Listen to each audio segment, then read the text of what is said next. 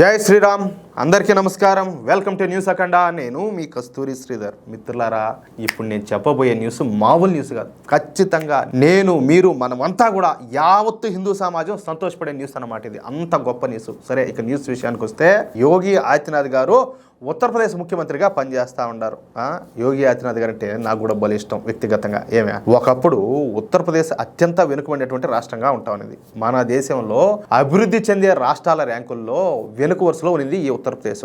అసలు ఉత్తరప్రదేశ్ ప్రజలకు అభివృద్ధి అంటే ఏంటో కూడా తెలిసేది కాదు. ఎప్పుడు కూడా గోండాగిరి, గ్యాంగ్స్టర్లు, మాఫియా ముఠాలు, క్రిమినల్స్, స్మగ్లర్స్తో 3 హత్యలు 6 దోపిడీలుగా ఉత్తరప్రదేశ్ అంతా కూడా అట్టుడికిపోతా ఉన్నది. అంతా గోండా రాజ్యం.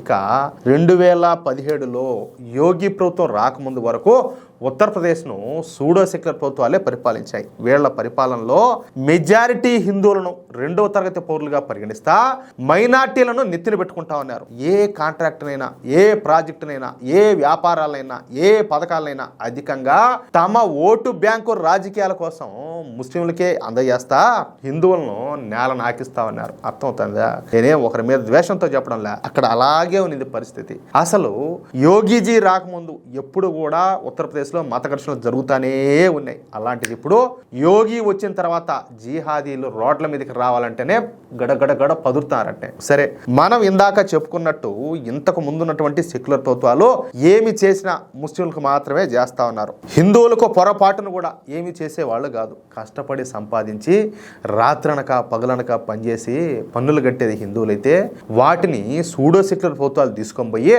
అప్పనంగా మైనార్టీలకు దోచిపెడతా ఉన్నాయి. కానీ కాలం మారింది. ఇప్పుడు ఉత్తరప్రదేశ్లో ఉండేది ఎవరా? కట్టర్ హిందూ ప్రభుత్వం. ఈ విషయంలో ఎక్కడా కూడా మొహమాట పడాల్సిన అవసరమే లే. ఏది ఈ మాట చెప్పడానికి అర్థమవుతుందా? తగ్గేదేలే. ఇక యోగి ఆదిత్యనాథ్ గారు వచ్చిన తర్వాత మైనార్టీలకే ప్రత్యేకంగా ఇస్తున్నటువంటి పథకాలను ఒక్కొక్కటిగా రద్దు చేసి పారేశారు. ఈ విషయంలో యోగి ఆదిత్యనాథ్ గారు ఏ మాత్రం కూడా మొహమాట పడలా. స్ట్రైట్ ఫార్వర్డ్, నీకేం కావాలా? అభివృద్ధి కావాలా? పక్కన వాళ్ళకి ఏమొచ్చో నీకు అదే వచ్చేది. ఏమే అట్లా ఒకరికి ఎక్కువ ఒకరు తక్కువ ఏంది కథలు అన్నట్టు అనమాట. ఆ తర్వాత మన దేశ సంస్కృతి సాంప్రదాయాలకు పెద్దపీట వేశారు. అంటే మన హిందూ సంస్కృతిని మళ్ళీ నిలబెట్టే ప్రయత్నం చేశారు యోగి గారు. ఈ క్రమంలోనే యోగి ఆదిత్యనాథ్ గారు మరొక అద్భుతమైన ఒక కీలకమైనటువంటి నిర్ణయం తీసుకున్నారు. ఇది అసలు ఎట్ట చెప్పాలో కూడా నాకు అర్థం కాల, అంత సంతోషంగా ఉండాలి. అదేంటయ్యా అంటే, మానస సరోవర యాత్రకు వెళ్ళేటటువంటి వాళ్లకు ₹1,00,000 ఆర్థిక సాయం చేయడం. చూడండి, దీన్ని మన కుడికిడిది.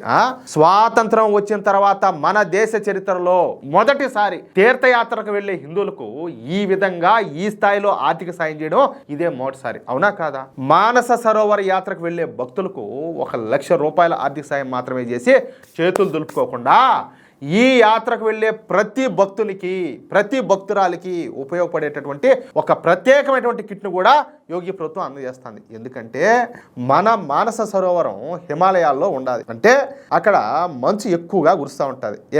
విపరీతంగా చల్లటి గాలులన్నీ కూడా వేస్తూ ఉంటాయి. దీంతో భక్తులు ఇబ్బంది పడే అవకాశం కూడా ఉండాలి. అందుకే భక్తులు ఎటువంటి ఇబ్బందులు పడకుండా ఉండేందుకు మెడిసిన్స్, మాస్కులు, రెయిన్ కోట్లు, షూసు, గ్లౌజు, వీటన్నిటితో పాటు ప్రతిరోజు కూడా అంటే వాళ్ళ ప్రయాణంలో పూజించుకునేందుకు మహాశివుని చిత్రపటం వంటి వాటితో ఈ ప్రత్యేకమైనటువంటి కిట్ తయారు చేసి భక్తులకు అందజేస్తుంది ఉత్తరప్రదేశ్ యోగి ప్రభుత్వం. అర్థమవుతుందా?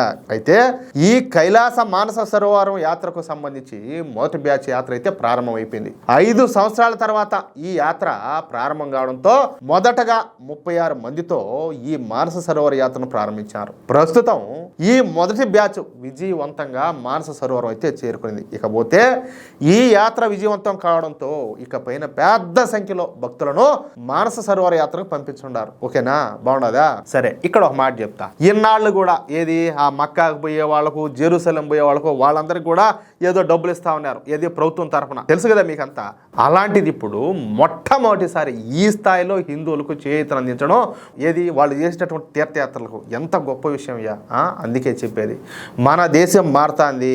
మనం ప్రతి ఒక్కరం మారితే, ఇప్పుడున్న ప్రభుత్వానికి మనం సపోర్ట్ చేస్తే ఖచ్చితంగా మన దేశానికి డోకానే లేదు, తిరుగులేదు, ఎదురు లేదు. ఖచ్చితంగా మనము మన సమాజం మన భవిష్యత్ తరాలు సంతోషంగా గర్వంగా నిలబడతాయి. అది లేదనుకో కథం అంతే. దాంట్లో రెండో మాటేలా, నేను చెప్పిందే చెప్పాలా మళ్ళీ ఏదైనా మాట్లాడితే అది విషయం. అయితే మిత్రులారా, ఈ న్యూస్ కనుక మీకు నచ్చినట్లయితే ఖచ్చితంగా ఈ న్యూస్ నలుగురికి షేర్ చేయండి.